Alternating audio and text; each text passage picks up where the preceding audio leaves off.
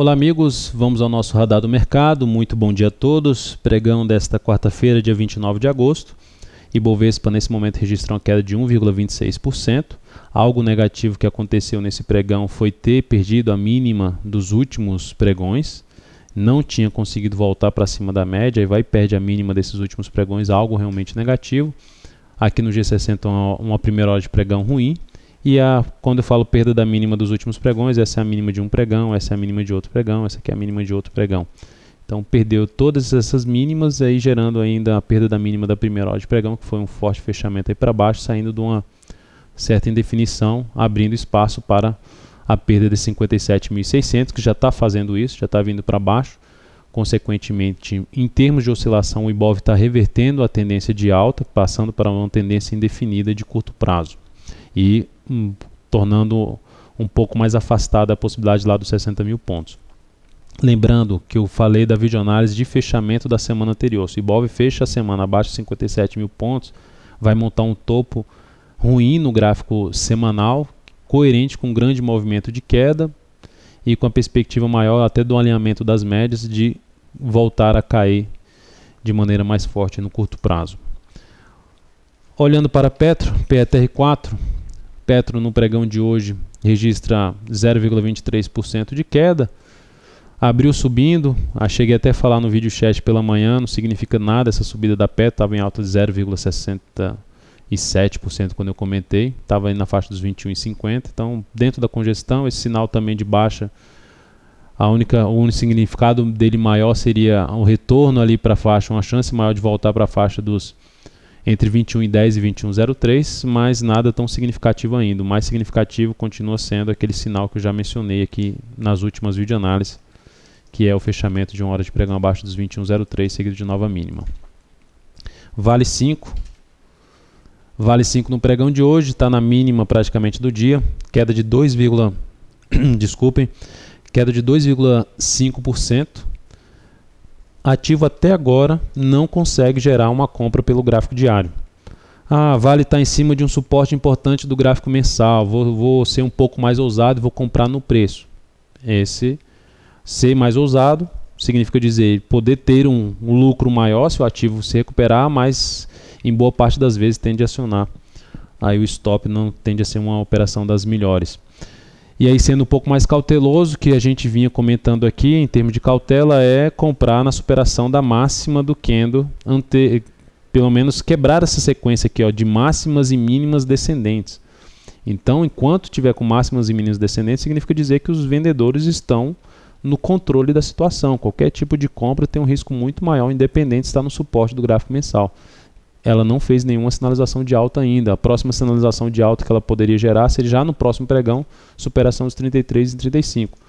Então comprar esse ativo no ponto atual, comprar esse ativo aqui no ponto atual não seria algo bom no meu ponto de vista, a não ser que seja justamente, eu vou comprar para pegar um repique de alta, aguardar um repique de alta dessa ação.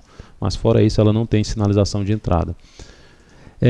HBOR3 está com queda de 0,48%.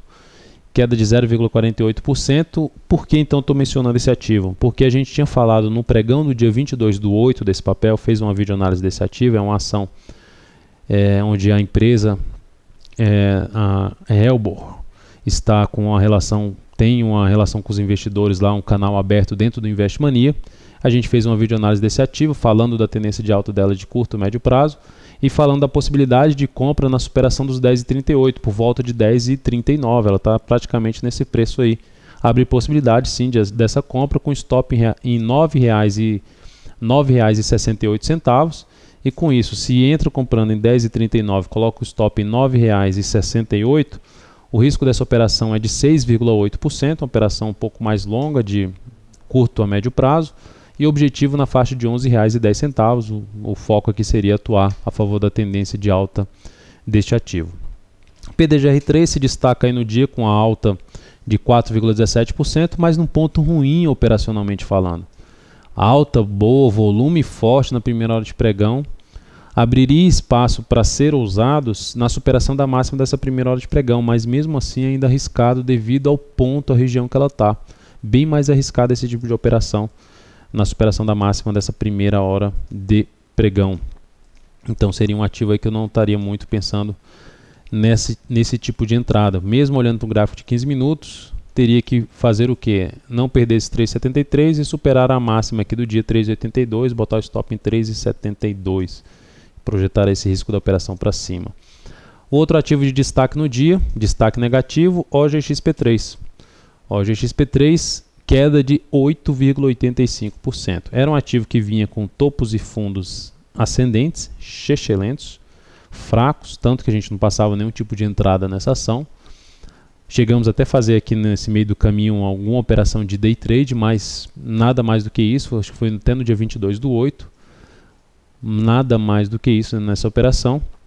A ação ontem ameaçou gerar um fundo, não conseguiu fechar acima de R$ 6,55, gráfico de 60 minutos até conseguiu fechar, mas muito fraco, o candle não foi de força, o volume não foi alto, não valeria a pena pensar em compra.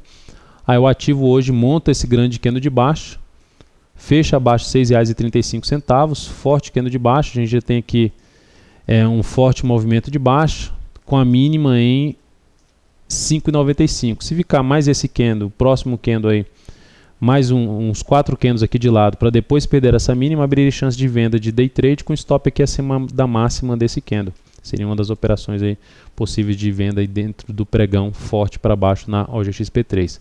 Vale ressaltar que fechamento abaixo dessa forma aqui no gráfico diário vai trazendo a perspectiva de reverter a tendência de alta de curto prazo, ainda fraca, se perder esse suporte de 5,95 a R$ 5,83.